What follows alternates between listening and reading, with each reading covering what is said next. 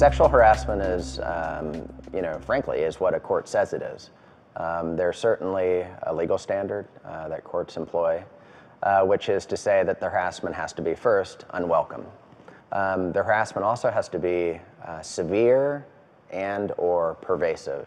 For example, the most serious type of sexual harassment that would occur would be some sort of sexual molestation or rape.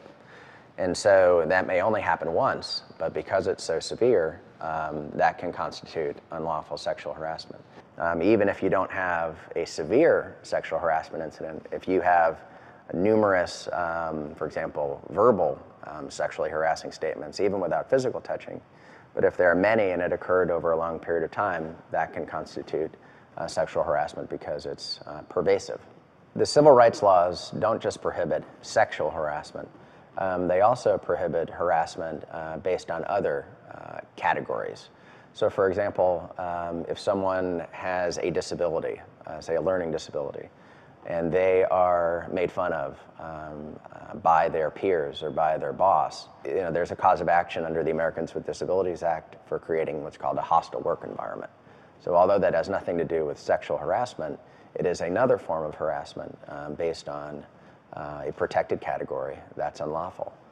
Similarly, if somebody who is African American is harassed at work or called the N-word in that manner, that can be a hostile work environment based on race that is just as unlawful as sexual harassment. In order for there to be a viable sexual harassment claim, there also has to be damage that's been done as a result of the harassment. And the fact is, it is the rare case where a woman is sexually harassed and not emotionally traumatized by it. Unfortunately, many women that are the victims of sexual harassment make two principal mistakes. One, they fail to go talk to an attorney about what's happened. I mean, they just suffer through it and try to persevere, which oftentimes simply just results in further damage. Unfortunately, the second thing is that it's pretty common for women that are sexually harassed to not tell other people about it.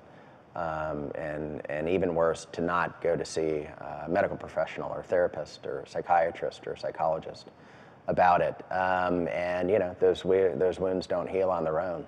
So we routinely advise clients that come in that are in that sort of scenario to seek the medical attention that they need. Part of my approach to handling sexual harassment cases is informed by the fact that I'm a big brother.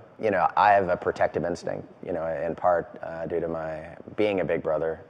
And so I think that informs my approach to sexual harassment cases. I mean, it makes me mad when these sort of things happened. And if I wasn't aggressive enough already, I tend to get a little bit more stirred up about those sort of cases.